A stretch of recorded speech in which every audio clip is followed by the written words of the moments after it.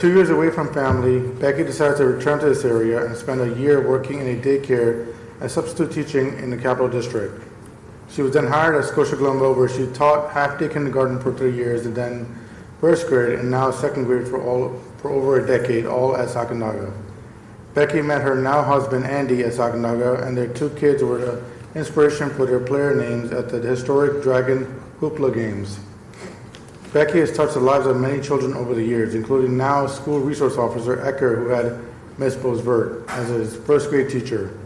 In her retirement, Becky is looking forward to finally having time to do all of the things that she enjoys and spending time with her family.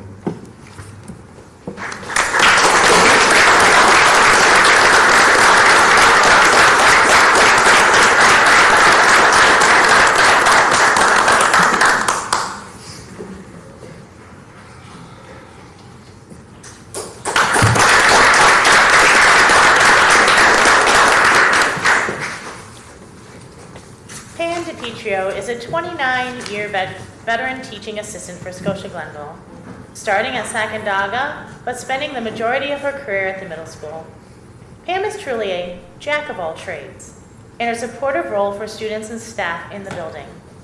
Within any single day, Pam is tasked with providing teacher coverage for absent instructional staff, running the iReady Lab for academic intervention services, supervising the study halls, lunch duty, running the SNAIL, Student Active in Learning program for 8th grade, and administering test modifications. It is important to emphasize that all of these things happen daily. Our building cannot operate effectively without the support of our teaching assistants, and Pam is one of the best. Please know, Pam's shoes will be hard to fill. We will miss her more than words can say, and we thank her so very much for her service to our students, staff, and the entire Scotia-Glenville community. We wish her well as she enters retirement and transitions down south to Maryland, where she will spend more time with her family, and congratulations to Pam.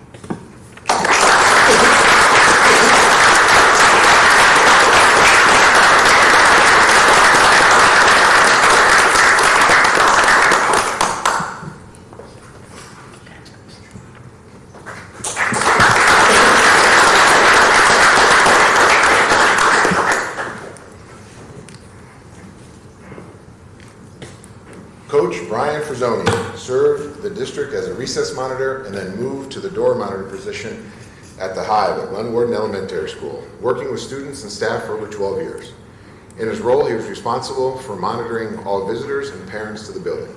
Safety is the primary concern, and Brian worked diligently to monitor the morning drop-off and afternoon dismissal of students. Brian established a good rapport with Mr. Driscoll and the students at the Hive, and we wish Coach Frazzoni well in his retirement.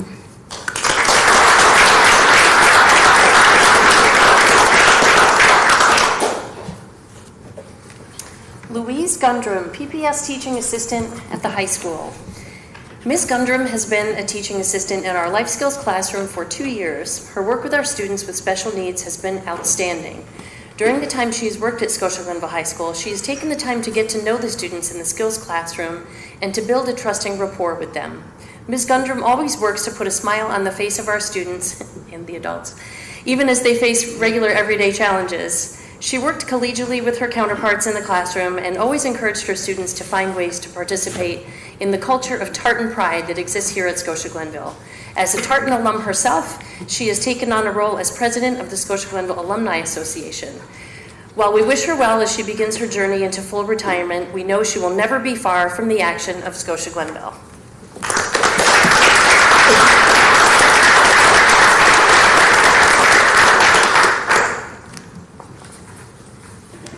Jessica Lamphere, school psychologist, middle school. Mrs. Lamphere has served the Scotia-Glenville Central School District as a school psychologist at both the elementary and secondary levels. She finishes her career at Scotia-Glenville Middle School, where her expertise and knowledge of student development and appropriate interventions was an invaluable asset to the team of teachers, counselors, and administrators. As a school psychologist, Ms. Lamphere's experience in the assessment process consistently assured that each evaluation was thorough, insightful, and reflective of the student's complete learning profile. Ms. Lamphere not only has identified individual needs with precision, but also provided invaluable guidance to colleagues on instructional recommendations and evidence-based interventions. Her commitment to fostering understanding and supporting students' success has left a lasting impact on our community, and we are deeply grateful for her skilled contributions. We thank Mrs. Lamphere for her service to the district and wish her happiness, relaxation, and good health as she enters the next phase of life. Congratulations, Jess.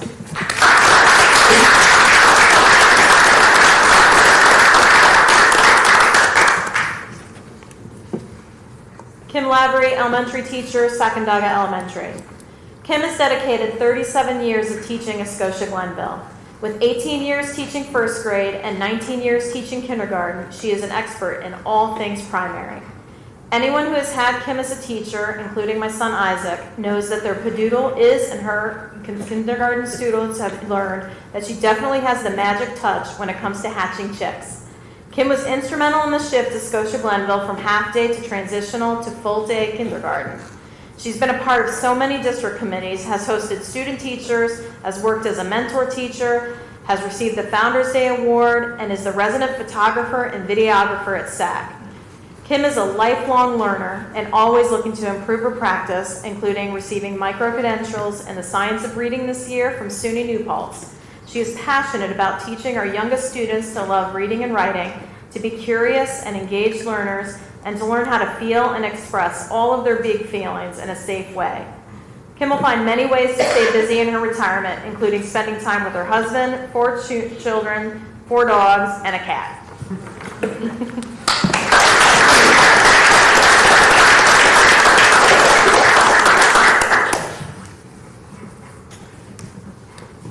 Margaret Marshall.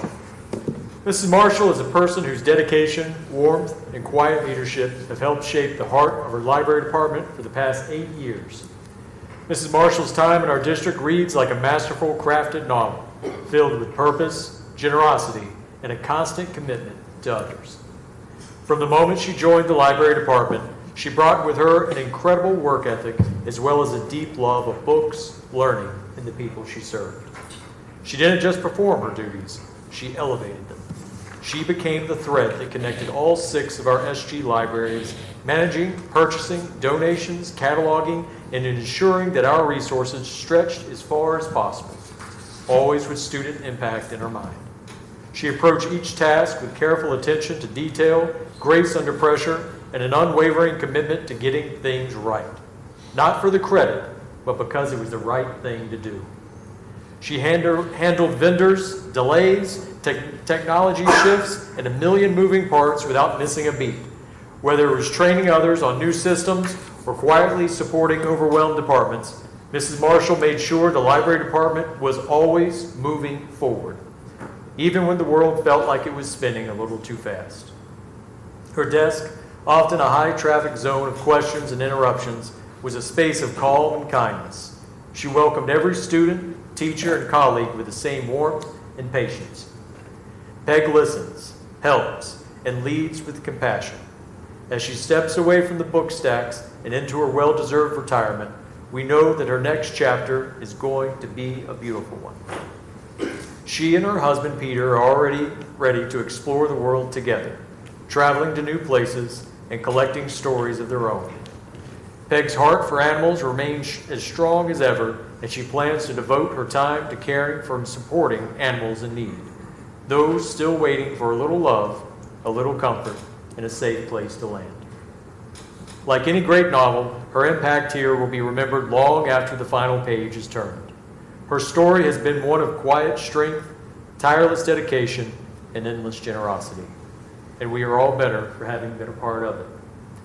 As you turn the page to this new chapter, we hope it brings you rest, adventure, and all the joy you so richly deserve. May it be filled with new memories with your family, long walks, good books, warm moments, and plenty of time to simply be.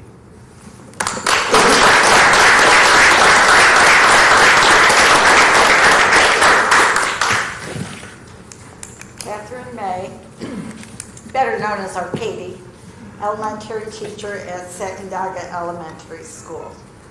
Katie is a lifelong resident of Scotia-Glenville. She attended Mohawk School as a child, and after graduation, she attended SUNY Cortland.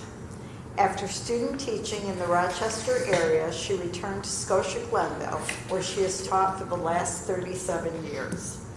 Katie was originally hired to teach half-day kindergarten, but a few weeks before school started, a second grade position opened up, and that's where she started and is now finishing her teaching career. Katie spent the majority of her career working with Marge Marmashak in second grade and has remained close friends with her since Marge's retirement. Students in Mrs. May's class have enjoyed visits by and special projects with Katie's mom over several years. They love days when they have earned an opportunity to bring a stuffed animal to school. We can always count on Katie to have a smile on her face and a kind word to share. She has found great pride in connecting with former students later in life. One special memory was seeing a former student who had struggled in school after he graduated and learned that he was attending Schenectady County Community College in their culinary program. In her retirement, Katie is looking forward to spending time with family and friends. Her husband is also retiring at the same time, so they will be able to enjoy this time together.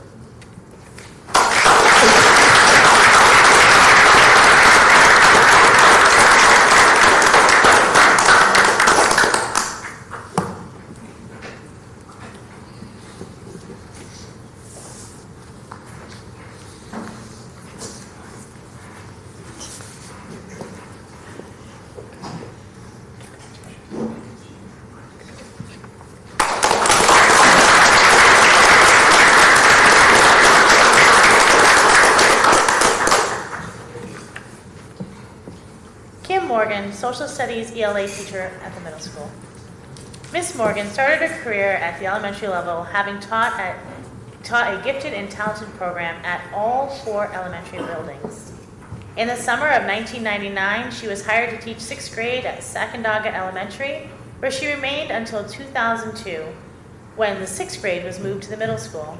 When she landed in room 163 at the middle school, that remained her home base for the remainder of her career teaching ELA and social studies. During that time, her accomplishments and initiatives she led were many, just to name a few. Student council advisor, created Relay for Life team for 6th grade, new teacher, mentor, and student mentor, Girls on the Run, Reading for a Mission, which partnered with Schenectady's county mission, creating weekly update program for the 6th grade parents, which was amazing, and piloted social studies textbook and AMP reading programs. Miss Morgan was a tremendous advocate for her students and a source of knowledge and inspiration for those she worked with. She will be and has already been missed by students and staff at Scotia-Glenville Middle School, who collectively wish her many fun-filled days in her retirement with her husband Matt and her family. We thank you, Kim.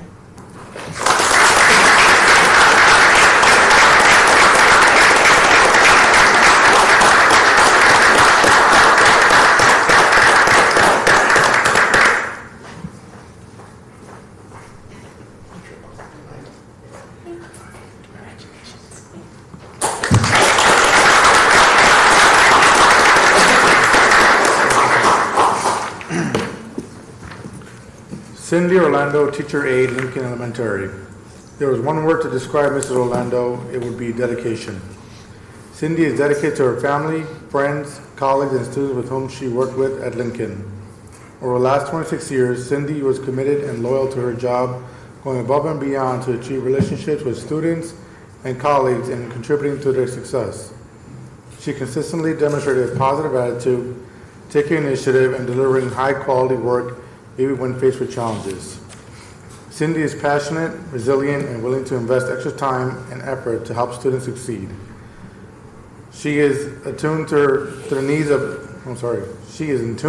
of individual students, providing support and guidance to meet their specific learning styles and challenges. Cindy strives to make students feel special, important, and unique. She provided patience, acknowledged students' achievements with positivity.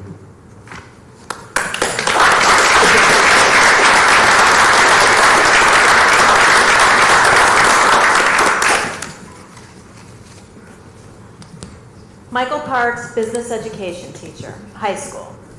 Mr. Parks has been a business teacher at the high school for 28 years. For nearly 3 decades, he has taught courses across the spectrum of the field of business, including business law, sports management, accounting, career and finance, business math, and investment decision-making. Each of his students received the benefit of expertise gained through prior work experience in the sports equipment business, as it was delivered through many stories and life lessons. Mr. Parks served as the department chair for business and encouraged others to enter the same field. In fact, our own Ms. Laporta worked as a student teacher with him. In the last decade, he took on the challenge of teaching Syracuse University accounting, which offered SG business students an advanced course with affordable college credit for those who were interested in pursuing business. He was also a basketball coach and stayed up to date on all the athletic results of SG students as well as others around the area. His lessons often used sports analogies or the real-life examples of what students were encountering day to day. Mr. Parks co-advised the DECA and FBLA clubs for many years, which included culminating in a trip to the Great Escape. Perhaps his most notable field trip, though, was the regular trip to the county jail with students in business law each semester. During the many years of his career, Mr. Parks witnessed changes in education and technology. Through it all, he has maintained a positive spirit and generously engaged his students. His big smile and sense of humor weathered many ups and downs, and we wish him all the best for a happy and healthy retirement.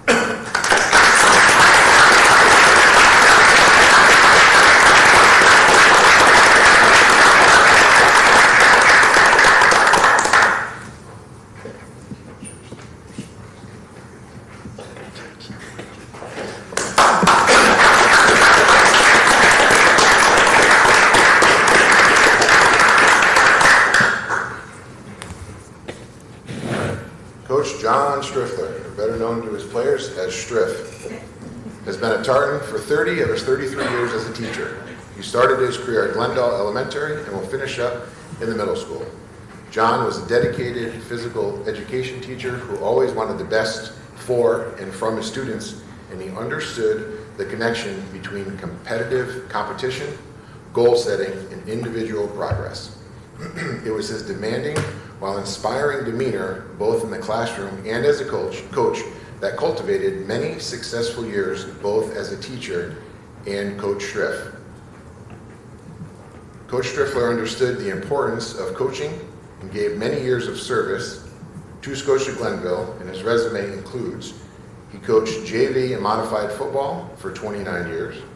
He coached modified and varsity wrestling for 28 years. He coached varsity baseball for 30 years. He coached varsity bowling for 2 years. 4-time sectional finalist in baseball, won over 300 games while coaching varsity baseball. John has created a legacy at Scotia-Glenville that will remain for some time. He will be missed by his students, his student athletes, and his colleagues. We wish Coach Striffler many happy years in retirement with his family and his loved ones. Thank you, Coach.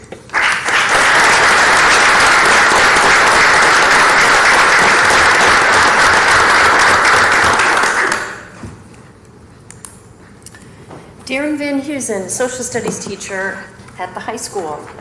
Mr. Van Heusen has concluded his 27-year career with the Scotia-Glenville Social Studies Department. Well known and well liked as a social studies teacher, he spent most of his career teaching economics courses, including advanced placement economics.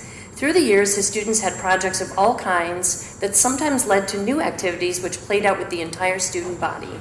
Some classes started small businesses or experimented with entrepreneurial ideas as they learned economic concepts. Mr. Van Heusen worked collegially with his colleagues to contribute to the culture of Tartan Pride here at Scotia by participating in the many famous Scotia traditions. For a number of years, he coached the boys lacrosse team, and he joined his colleagues in leading some foreign travel experiences for students. His passion was certainly in opening students' horizons to concepts and cultures beyond what they see around them each day.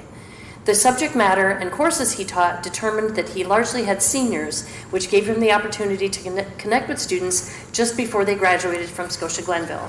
It also meant he had the challenge of working with those who were close to the graduation standard right up to the deadline. His patience and willingness to extend effort to meet students where they were was of great benefit and certainly something that many will remember forever. We wish Mr. Van Heusen well in his next chapter.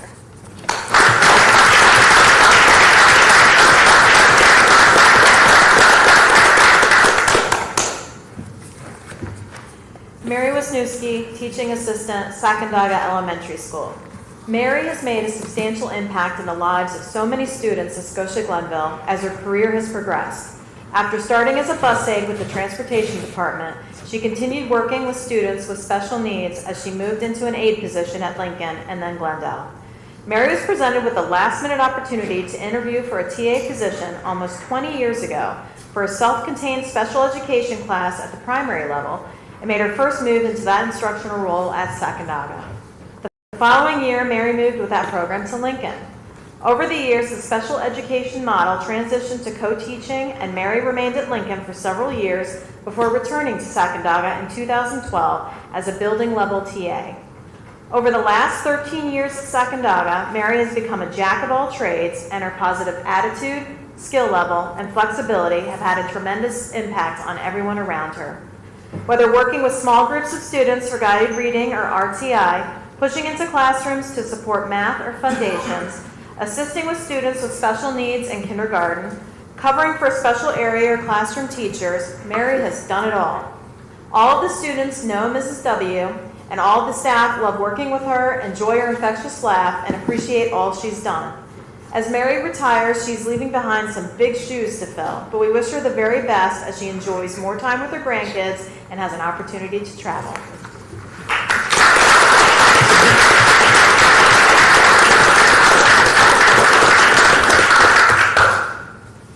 Carol Zuraven, Secretary, Glendale Elementary School. Carol Zuraven served as the attendance secretary at Glendale for over 30 years, becoming a beloved and dependable presence in the school community. Known for her kindness and warm demeanor, she consistently fostered a welcoming environment for students, staff, and families alike. Carol's dedication went beyond her job description. She was always ready to offer support and assistance whenever needed, ensuring that everyone felt valued and cared for. Throughout her time at Glendale, Carol demonstrated exceptional teamwork, collaborating smoothly with colleagues to maintain a positive and efficient school atmosphere. Her willingness to lend a hand made her an indispensable part of the daily operations, and her commitment to helping others left a lasting impact on the entire school community. No matter the challenge or request, Carol was there, steadfast and reliable, embodying the true spirit of service and care. Carol will be missed by the entire Glendale school community. We wish her well in her retirement and hope that she can spend more time with family, friends, and grandchildren.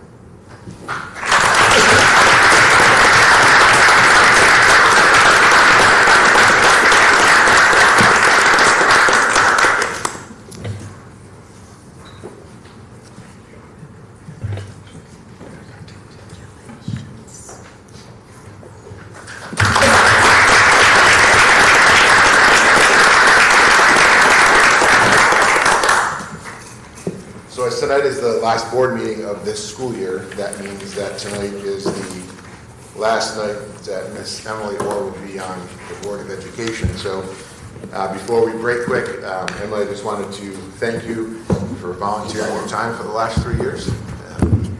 Your insightful comments and thoughts and those late night texts just making me think about things all night long, so thanks for that.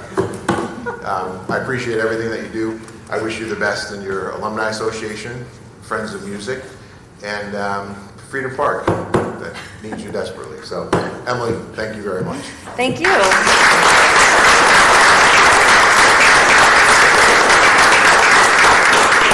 So at this time, there's some treats out back, so we'll take a short break and mingle and have some treats. That was very nice. Thank you. That was good. Can't tell you.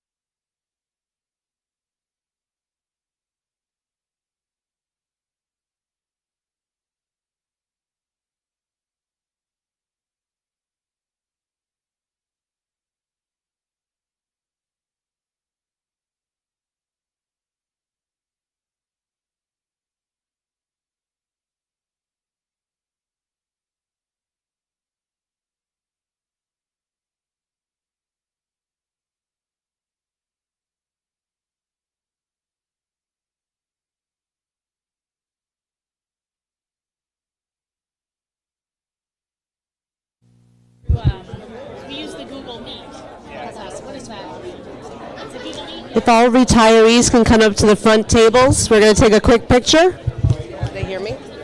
Yes, I do. They may not be able to.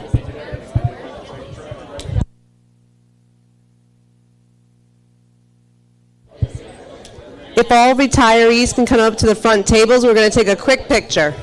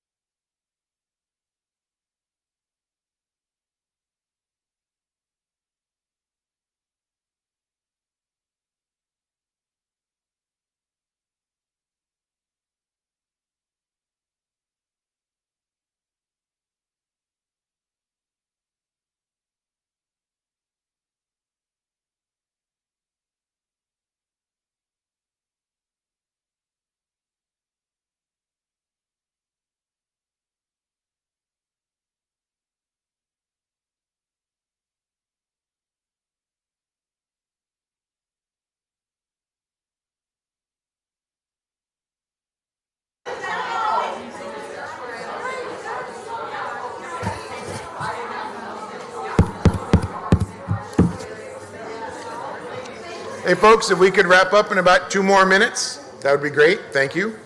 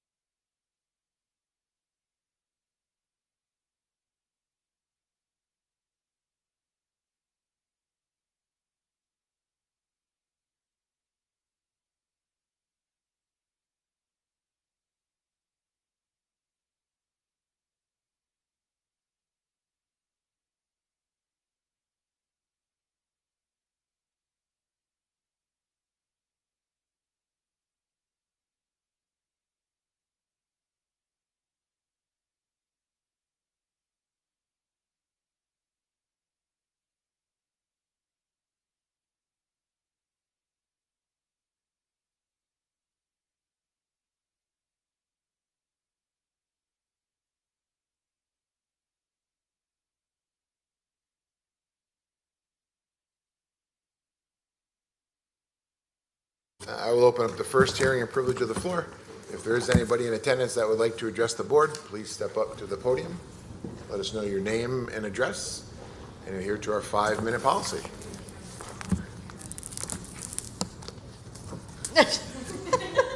I can talk all night, but I'm not going to. I'll give you 5 minutes. I don't know what God bless people. Thank you. Thank you very much. Thank you. We appreciate Pleasure it. to meet Thank you. All right, at this time, I'll close the first hearing and privilege of the floor. Remind everybody that there is one towards the end of the meeting, and I'll turn it over to Superintendent Schwartz for her comments. I just want to recognize the high school administration, who I think may have zipped out, as well as our 2 class advisors, senior class advisors, and our class officers. I was a little hesitant initially about the Armory as a spot for graduation, and I have to say they rocked it on Saturday morning. So I thank all of them for their hard work and making the Armory look like it was us, our place. So that was great. Thank you. Absolutely. Fun day. It was fun. All right, at this time, I will turn it over to Mr. Arquette to give us a presentation on our draft of our first cell phone policy.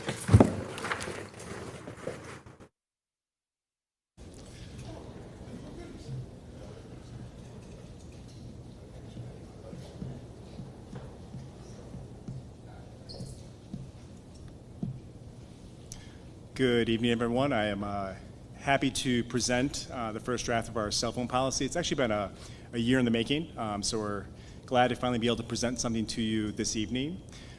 This work actually started last summer, where we as a district identified one of our goals was to take a look at our cell phone policy K-12 to make sure that it was meeting the needs of our students. We saw that many districts were beginning to ban cell phones outright, and we wanted to make sure that we were doing what was best for our students. So we created a cell phone task force that met periodically throughout this past school year. It's comprised of administrators and teachers. Ryan Fideli and Marcy Tabano were the chairs of the committee. We conducted a number of surveys. We surveyed parents, staff, and students. Conducted a lot of research. There's a lot of information out there on cell phones and the impact that they're having on youth. Really great discussion. And the task force by this past spring came up with a pretty specific recommendation. And their recommendation was to ban cell phones for the duration of the school day, from the start of the day until the end of the day. Concurrently, the governor was working on her own plan for cell phones. And so it's fortuitous that Governor Hochul's plan lines up pretty closely with what our teachers and administrators were looking for in terms of cell phones for next school year. So this past May, Governor Hochul introduced her bell-to-bell cell phone ban, and it was passed in early May. The actual law reads, there can be no sanctioned use of smartphones and other internet-enabled personal devices. So that includes tablets, it includes wearables like Apple Watches, and they're not sanctioned for the entire school day from bell to bell. So that includes classroom time, passing periods and lunch. That is the law. Governor Hochul made emphasis that schools must provide an avenue for parents to contact the school in case they need to get in touch with their students. You have to clearly publish your policy and your mode of communication on your district website. You have to collaborate with all those important stakeholder groups like teachers, parents, students, and bargaining unit leaders. And another caveat was that you can externally suspend a student for a cell phone violation. You also need to report yearly your discipline data around cell phones to make sure that there isn't an inequity in how you are disciplining students that are not following your rules. The core tenets of Governor Hochul's initiative is that it is her assumption that smartphones distract students, they inhibit learning. And a very important one, and some of the feedback that we receive from parents and from students was around safety. And Governor Hochul is stating that phone-free environments, they do not compromise student safety. I do remember being at a safety forum here a few months ago where the safety specialist said very specifically, if there were a true emergency, we don't want kids on their cell phones, we want them listening to the adults in the classroom. We want to make sure that we have communication with stakeholders. We need to address parent concerns in terms of staying in contact with their kids. And Governor Hochul was also very clear that she wanted it to be for the duration of the school day, from bell to bell. And schools can strengthen their distraction-free environments by connecting students, right? We want students to be connected, having face-to-face interactions, participating in clubs and sports, and I think we have a pretty robust offerings of extracurriculars here at Scotia. So in terms of how we are trying to meet the governor's law and using our task force as like our vehicle to get to that destination, at the elementary level, there's not going to be a significant change. This practice is already in place. Typically, we want to discourage elementary kids from bringing cell phones to school. However, there may be a need, right? Lots of people, they no longer have landlines, and a cell phone may be the only way that they can contact their child. So we understand that there are reasons for younger students to have a cell phone. However, if a student brings a phone to school, it cannot be on their person. It has to be stored in their cubby for the duration of the school day. At the middle and high school, it's a pretty significant change. We are going to make sure that students store their cell phones and silence them in their lockers for the duration of the school day. So before first period, they have to stop at their locker. They need to store their cell phone in their locker.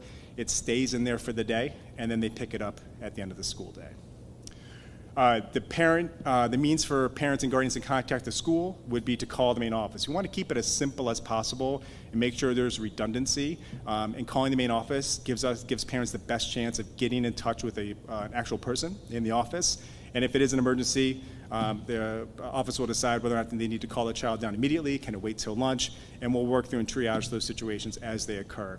This is what's been happening in schools for a long time. Before there were cell phones, parents had to call the school if they needed to get in touch with their students. So that is what we recommend in terms of parent contact with their schools. There are a number of exemptions for students, and these are codified in Governor Hochul's law.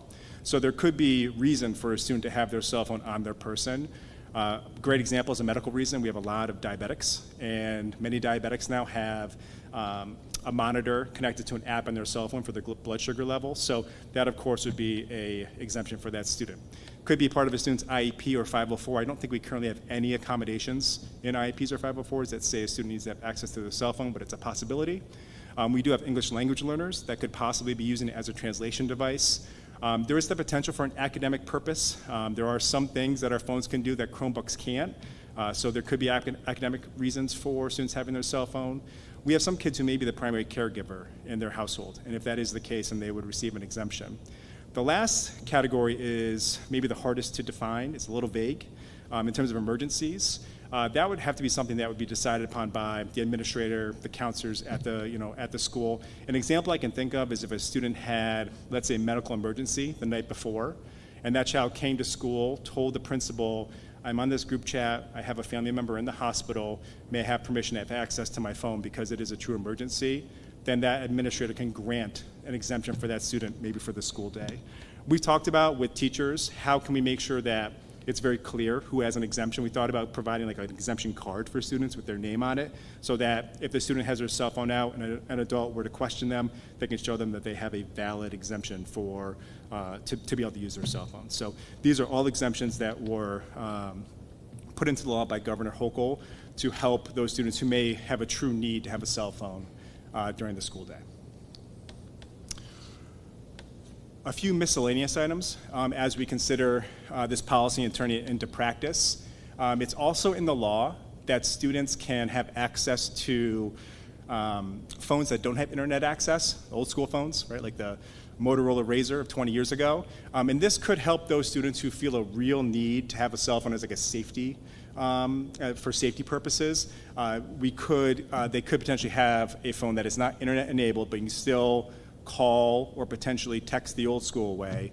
But that is an exception in the law for those students who really feel like they may need that cell phone for a safety purpose. We do know some districts that are exploring and using the pouches route, where it's like a yonder pouch, as an example, where a student has to, upon entering the school, put their phone into the pouch, it locks, right? And then at the end of the school day, they pass by a magnet as they walk out the building, and they can unlock their pouch as they leave, right? So some districts are using that. Some districts have had great results with their Yonder pouch pilot. Others have more mixed results. We'd like to try to pilot the Yonder pouches, but by buying 20 or 30 of them to see if they can work for a small group of students. I may nominate my own 7th and 9th grader to be a part of that pilot for next school year. But we don't want to go that route without trying the locker route first. We do believe that the vast majority of our kids will follow the rule, and by having the lockers as part of the rule, it will be much easier for our staff and our administrators to know if a student is in violation of the rule. If they have the cell phone on their person during the school day and they don't have an exemption, they are violating the rule. So it'll be much easier for us to enforce this rule by making it clear that it has to be stored in lockers for the school day. We also understand that secondary students, many of them never use their locker, and that they're going to need time to reacclimate themselves to their lockers. One thing that has to be very clear is they can't share their locker combinations with anybody, right? Because they're storing a $1,000 cell phone in there.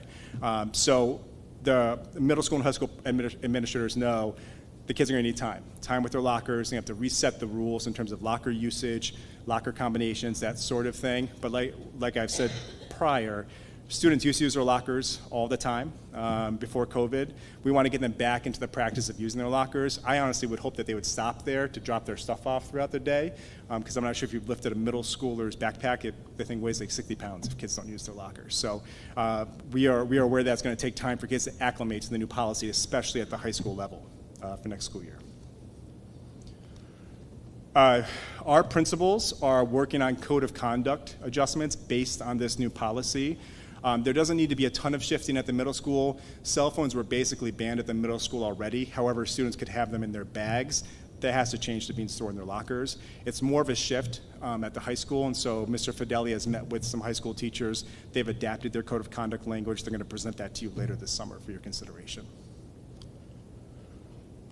In terms of next steps, we do want to provide the opportunity for the community to give feedback. And so at our next board meeting, July 14th, we'll do a public hearing on the cell phone policy. I plan to get the policy up and posted on the district website by the end of this week so folks have access to it and can review it and can come with feedback or questions on July 14th. The law is very clear that we have to have the policy in place by August 1st. So that is a hard deadline for this board to approve the policy by August 1st. So we have 2 board meetings. And then, honestly, that's when the hard work begins. We're building administrators are going to be very clear about communicating their policy to their parents, how do parents get in touch with their child if they need to during the school day. So we're going to have to communicate the heck out of it once we have an approved policy in place. And then in September, we'll have to get all of our staff on board. One of the keys to this policy working is we need staff to be 100% consistent in the enforcement of the policy. And so our principals will work very hard with their staff on that. And then it's getting the students used to the new policy as well. So grade level meetings, that sort of thing. We'll make it very clear to students so that they know what the expectation is in September.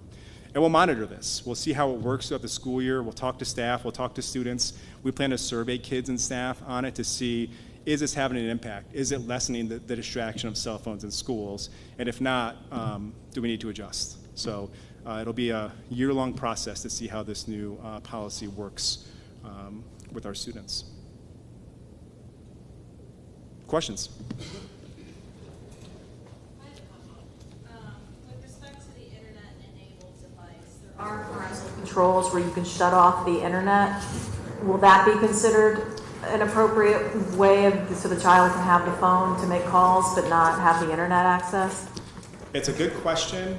I'm not sure of the answer. I think we'd have to reach out to maybe our attorneys and see if that is something that can be done.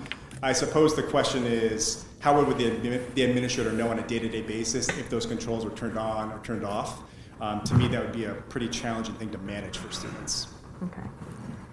And then with respect to the discipline issue, I have a couple questions on that because you had written that we'll adhere to the code of conduct, but we are not allowed discipline. And I know, I think it was last year that we had made some changes to the high school code of conduct where, I don't know if you would call it administrative action, or I feel like there was some language in there about potential discipline. Is that going to be all taken out as a result? Or? No, there can still be discipline. A student cannot be externally suspended for a cell phone infraction. So okay, so suspension. The only suspension is off the table. I can still assign a student a detention. I can confiscate the child's phone, make the parent pick it up. And the question is, even though I can't externally suspend a student, if I go to confiscate a student's phone and they refuse to give it to me, that's then insubordination, right? Okay. And can that go up the discipline ladder? They could very likely become suspended if it escalates to a certain point up the discipline ladder. But you can't externally suspend a student out of school for just having their cell phone on their person. Okay, thank you. Yep. Glad to see the public hearing and the community feedback, so that's excellent. Thank you. You answered my question about the lockers already, because I know a lot of kids have used their lockers once. And the only other question was, how much are those pouches? Do we have an idea what they cost? They're not, I think they're around $10 a pouch, $7 to $10 a pouch. It's interesting. I reached out to Yonder maybe 2 weeks ago for a quote, and they never responded. I think they're probably overwhelmed with districts reaching out to them. So they're not that expensive, but they're certainly an expense. If you need, a $7 pouch for 1,000 kids, and you need replacements, and so it's. And the state was supposed to put money towards the making the ban a reality, but it was only $13 million for the entire state. So I don't know how that funding would be spread across hundreds of districts. So. That's why we thought, let's go lockers first, see if that works, and if not, then we maybe consider a Yonder type situation. Awesome, thank you. I appreciate you looking at teaching the accountability and responsibility for our students, bringing that in separating so they're in charge of their own fate with their cell phone. So I appreciate that and putting it in the lockers before you jumped right to the Yonder. So I do appreciate all that work that everybody did on that. Yeah, I generally have faith in our kids. I do worry about how distracted they are by their phones. So we'll see what works. Thank you so much for putting this together.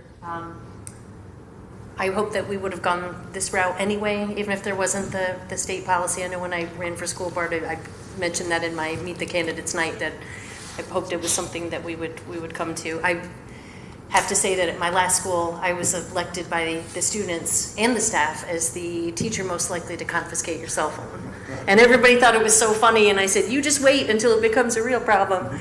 And as I've said before, I work in a school now that has this policy, and it's divine. Mm-hmm. It's wonderful, life-changing.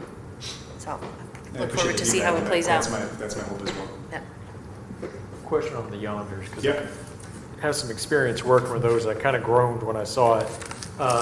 In my experience, they were easy to circumvent, and I think 2019 prices, 30 pouches would have been upwards of $1,000. Mm-hmm. So I'm just really concerned that it's easy to circumvent and pricey. Are there any alternatives out there on the market now, or is that the I haven't seen any, and I'm aware of the same workarounds with pouches. You can get the magnet on Amazon, that sort of thing. The reality is if a student wants to circumvent the policy, they can. But we want to try to put something in place that makes it as easy as possible for us to police with students. Okay. Thanks, Rick. So with the Yonder pouches that we're testing out, are they going to be given to students to take home, bring back, or just leave you here? It would just be in school, and I've got to work with Principal Cosmer and Principal Bednar to see who would they like to try it on. And like I said, I've got a 7th and a 9th grader who would certainly I can put in that trial. We just want to see how well they work and whether the juice is worth the squeeze in terms of the cost. Yeah. The concern is that actually a parent told me about this, that they don't want their child's cell phone being put in different underbags every day. If we go that route, and they're thinking about, hygiene and cleanliness, will we make it, if we do go that route, would it be where, let's say the Chromebooks, the policy like that, this is your pouch, you lose it, you pay for it? Yeah, I think if we did, it would be a one-to-one, where the pouch is the students. Okay. Yep, it's not something they would grab new every day from like the offices they walk in. It would be theirs. Okay. Until they lose it. Yes, thank you. I have to admit, I'm concerned about the cost factor too. I'm glad you guys are doing the lockers first. Yeah, I'm very hopeful that this has the desired effect. Any other questions? Thank you. Thank you. Thank you, appreciate it. Thank you.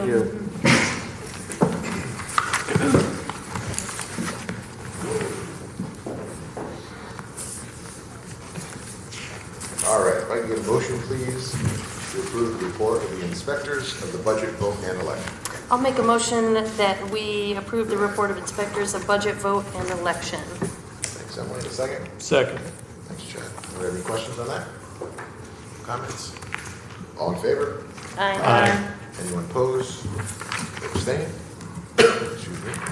If I get a motion, please, to approve the extension of Scotia-Glenville School District food service contract with Chartwells for 25-26. I'd like to make a motion to approve the extension of the Scotia-Glenville Central School District food service contract with Chartwell School Dining Services for 2025-2026. Thank you. Second? I'll second. Questions, comments? With the Chartwell's contract, I know it's come up before, and I'm sure we've all heard it a couple times, that the last student coming through lunch is not getting the same experience as the first student coming through lunch. So is there a way that we can kind of monitor that again this year to make sure they're getting the same experience? There's not like no chicken fingers left, or there's no food left for the last student? Each school has a site evaluation done by our contractor consultant, HMB consultants. They'll be here, I think, next board meeting to give you an overview. But to address your question, a lot of the stuff is pre-ordered in the homeroom or at the beginning of the day at the school, so that they make this stuff so that they don't have waste. So that shouldn't be an issue. But I haven't had any feedback to my level that's been an issue. I think it's more at the high school and middle school level that they're running out, so there's not enough. Okay. Which would make sense when preserving your food costs, but I've heard from some students that if they get there late, they're getting the last cold pizza, or they don't have the options that the other students have. They should let me know, and I can meet with Chartwells and to assess that and make any changes that we need to make sure that doesn't happen. Yeah. And they did great with the strawberry milk that one year, remember? All right, thanks, Drew. Welcome. I got a question, Drew. Sure. Came up at PTO Council, and it's come up over the past 2 years. Inevitably, we have a unit trying to do a special party for fifth graders, and they encounter issues because they want to do a food truck, or they want to bring in outside food. Is there any way that we could simplify or have an exemption in the language where if it's a special occasion, just not hot dogs on Tuesdays, but if they want to have a special occasion, that would be easier to navigate for them? There's the wellness policy and there's the food service contract, which I oversee both those things.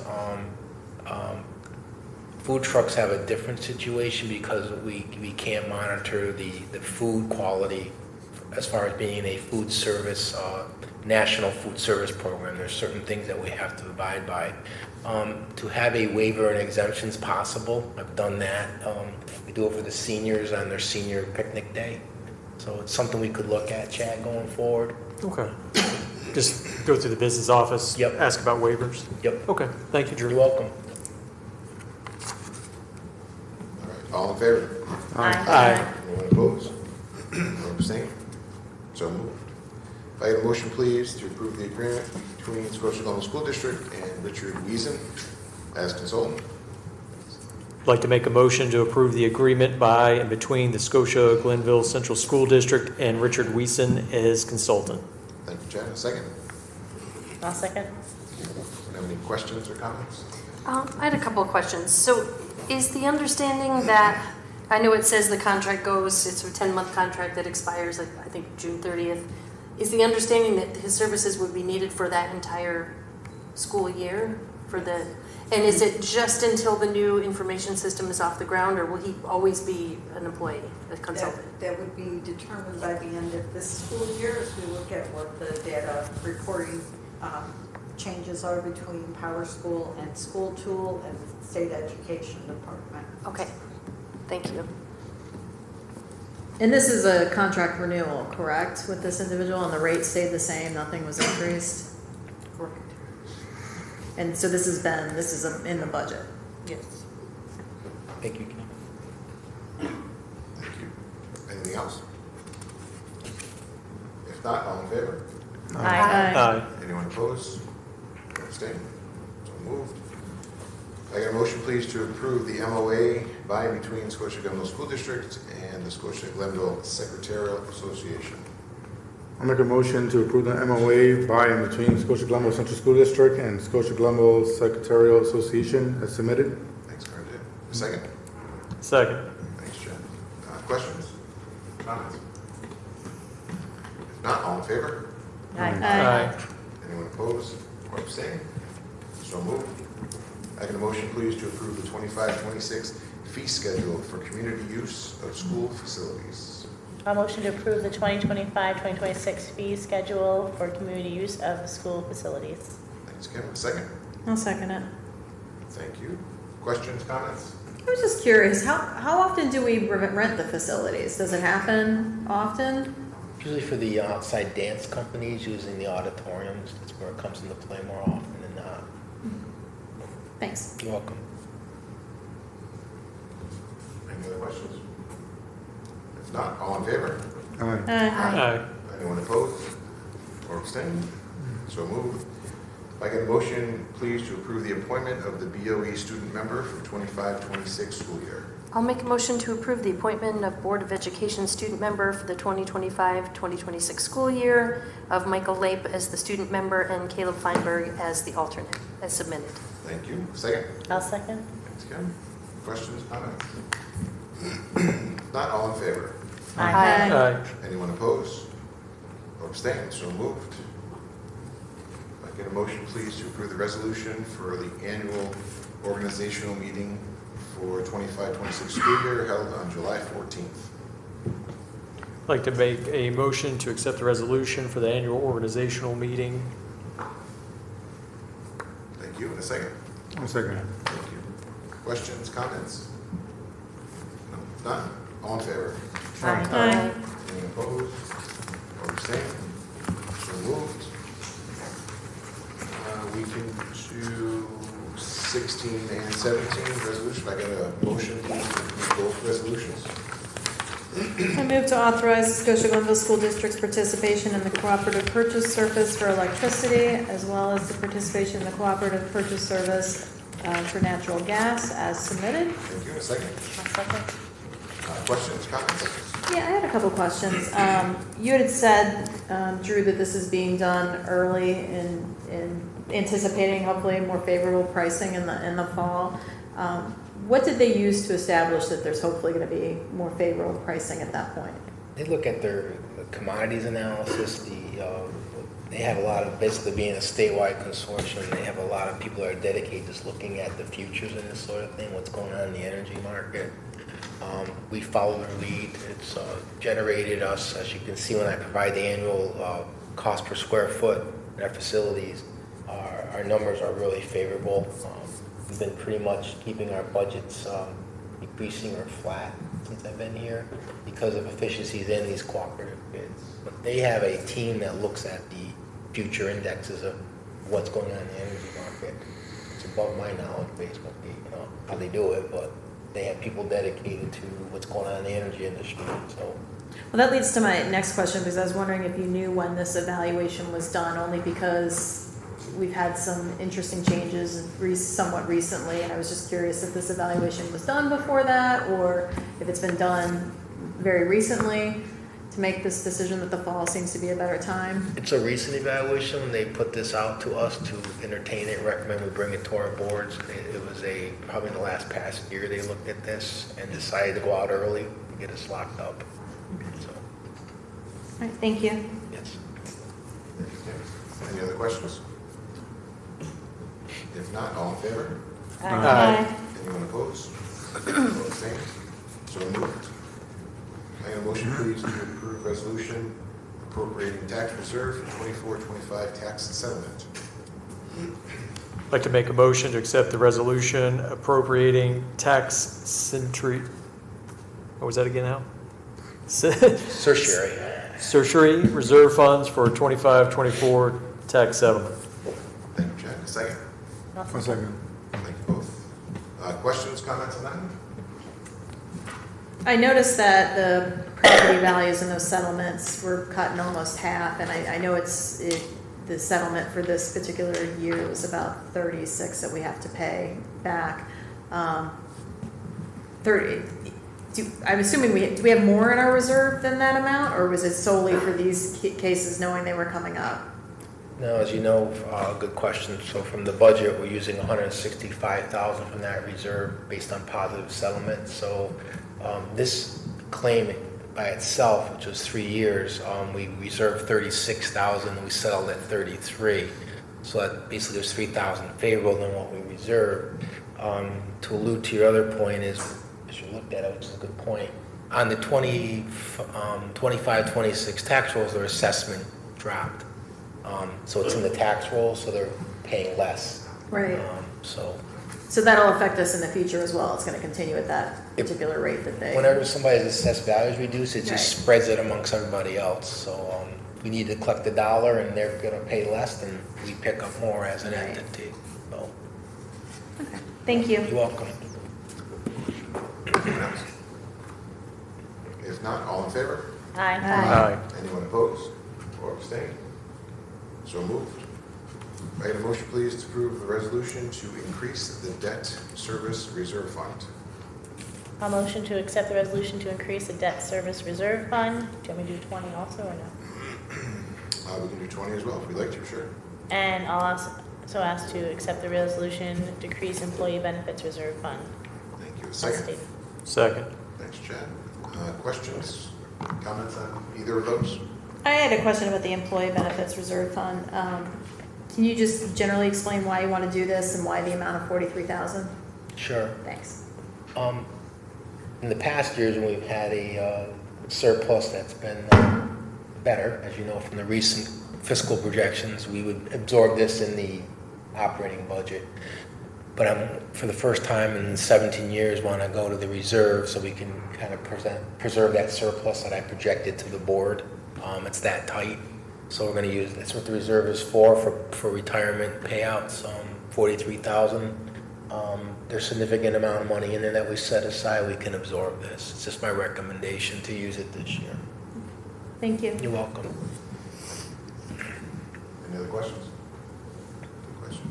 Not all in favor? Aye. Anyone opposed or abstained? So moved.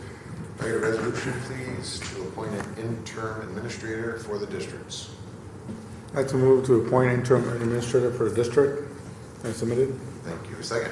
I'll second. Thank you. I have a question, just because there's been a lot of questions to the board about this position and the per diem versus looking at potentially hiring an HR person. So is there something you could explain for us, Drew, so I can understand it? Sure.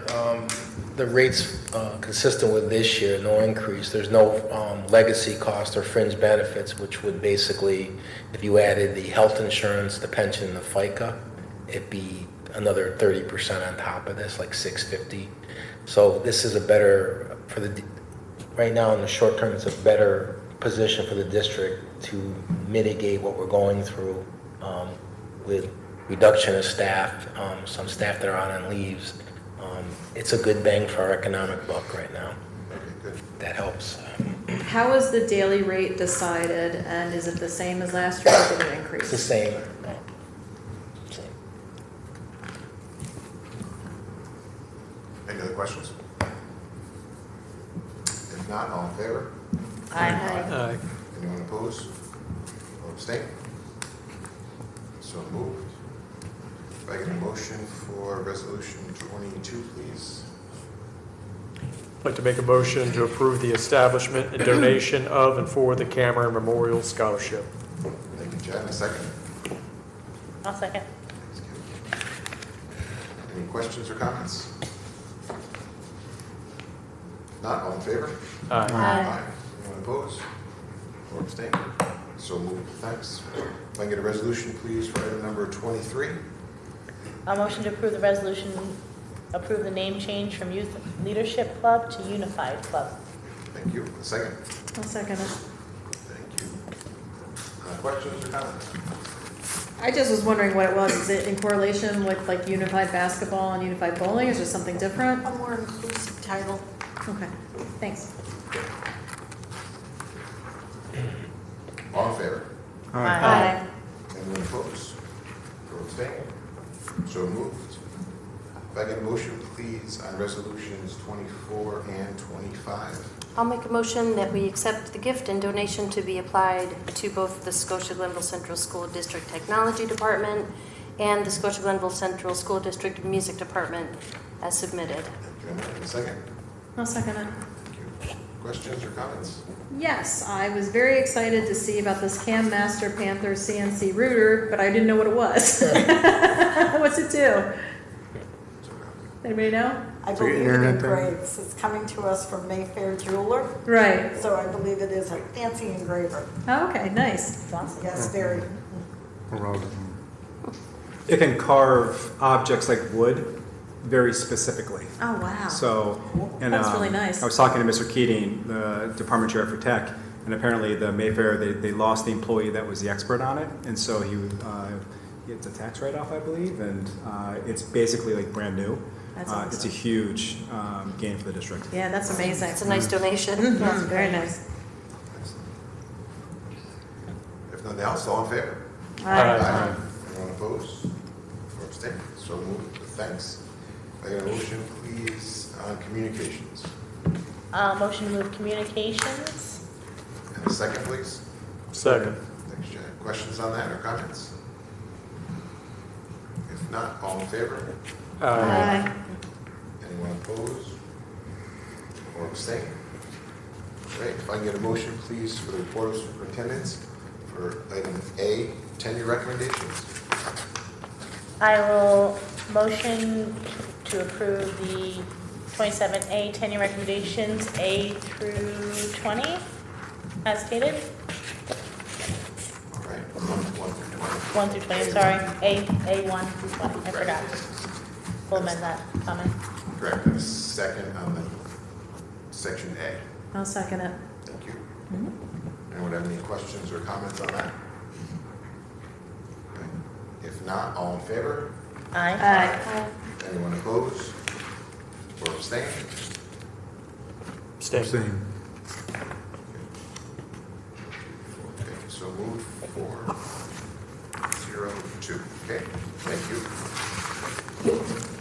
All right, so if I can get a motion back on number 27 for staffing, part B. I'll motion to approve staffing B1 through, 24. Am I correct? Next page 2. Oh, sorry, 1 through 27. And then routine business and placement of children with disabilities. All right, and a second on all that? Second. Thank you, Chad.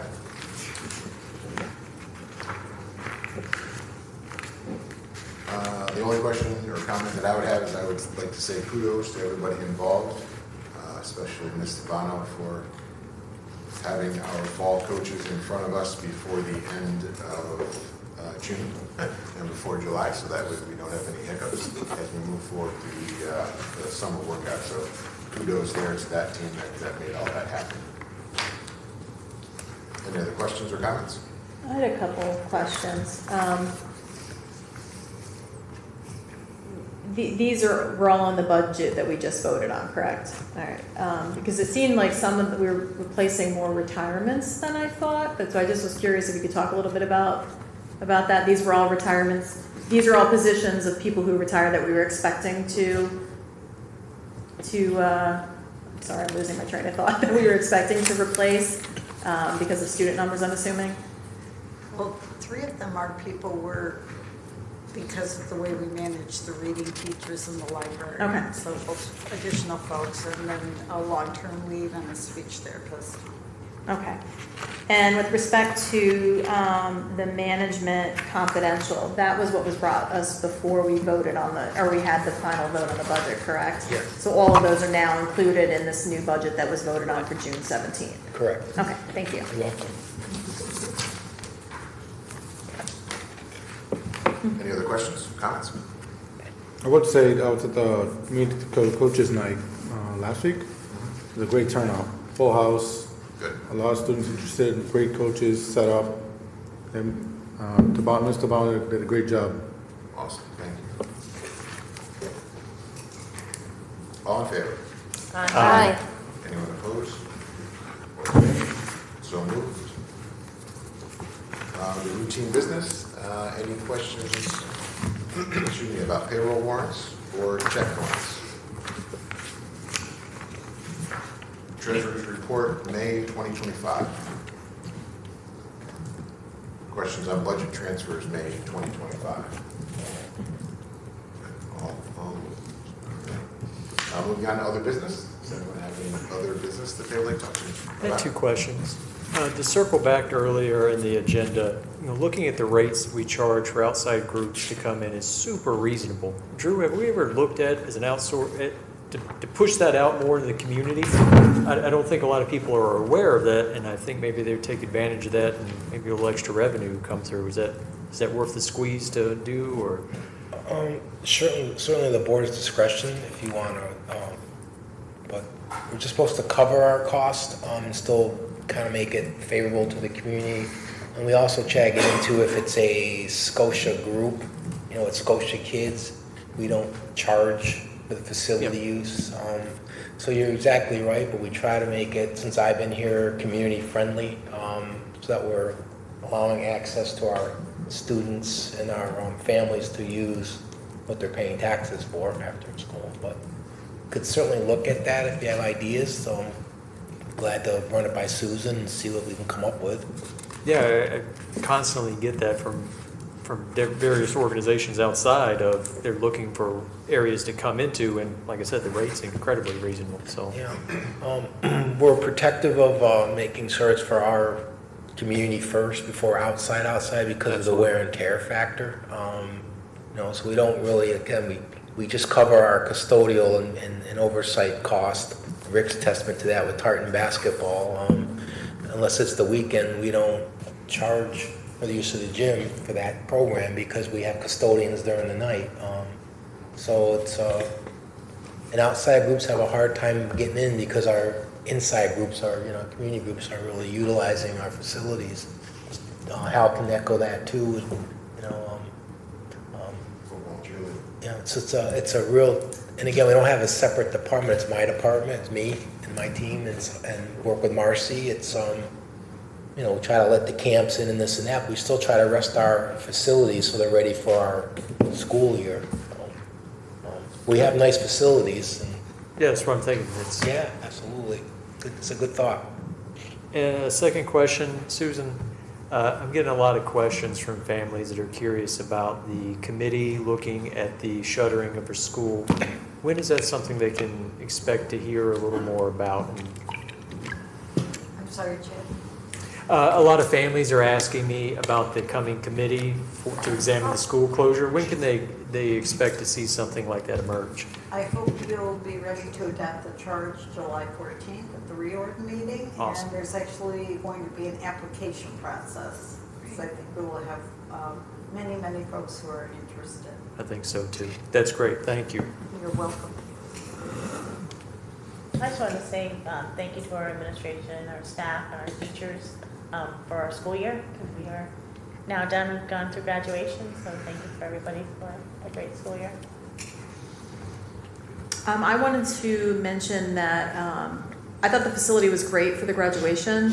If we do end up back there, there was 2 very consistent comments I was hearing from folks in very different situations. The sound was a big problem. They really had trouble hearing people. and then signage for how to use the elevator for the restrooms. People who have difficulties were trying to use the stairs because they didn't know where else to go.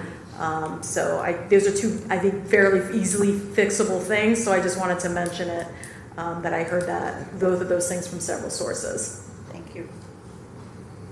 I wanted to thank, on behalf of Friends of Music, everybody who participated in the community yard sale, either as a shopper or a seller. I think having collaboration between the community and the school is really, really, really important. We had over 120 families that signed up, and so it was a huge success. We weren't sure what to expect in terms of numbers, and we're looking forward to making that an annual event. So thank you to everyone who helped us with that. Any other business?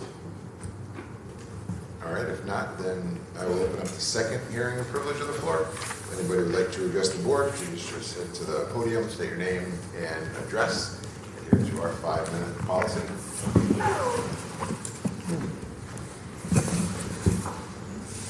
Hello, everyone.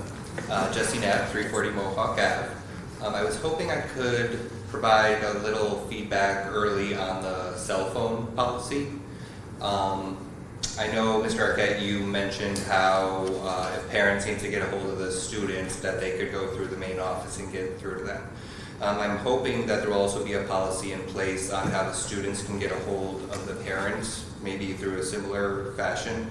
I just wanted to give 2 examples of things that happened recently. So one of my daughter's parents said she had an away game at 7 o'clock. So her plan was to go to school, come home, grab her equipment, get dinner, go back for the bus. Turns out she found out at school it was really at 4:30 and they were leaving immediately after school, so she didn't have any of her equipment with her. So she texted me during the day so that I could run her stuff over to the school for her. Second thing is my other daughter attended the fall sport informational night last week. And the sport that she's going, for all the new students, they asked for their cell phone number because there was going to be a group text on relaying information to the kids. Between different Google Classrooms and text between friends, I think a lot of information is given through those means that then eventually find their way to the parent. And parents with busy schedules, sometimes it's hard to try and plan out where you have to get somebody when. And at this point, the student texting at some point during a free period or running to their locker to grab it to shoot out a quick text is the only way that they've been able to do it so far. So I'm just hoping that there will be a clear policy if the student needs to get a hold of a parent, how they can do that quickly and easily. Thank you. Great question. Thank you.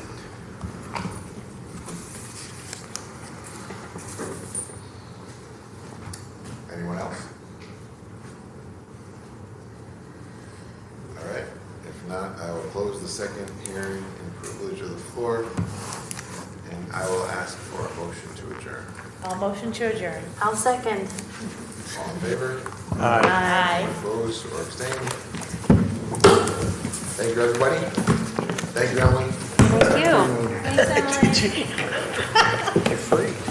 Oh, is it? Emily, I'm going to miss your second. You should burn a I'm donut. like, when I go You to should burn a adjourn. donut in the parking lot. I should- Kids have to pick it up.